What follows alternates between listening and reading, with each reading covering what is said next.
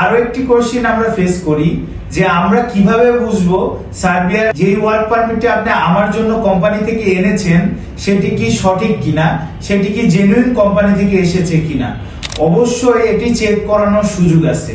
যদি আপনার কোম্পানি অর্থাৎ যে এজেন্সির সাথে আপনি কাজ করছেন, এজেন্সি যদি সরাসরি কোম্পানির সাথে কাজ করে থাকে, অবশ্যই সে আপনাকে এটি প্রুভ করতে পারবে।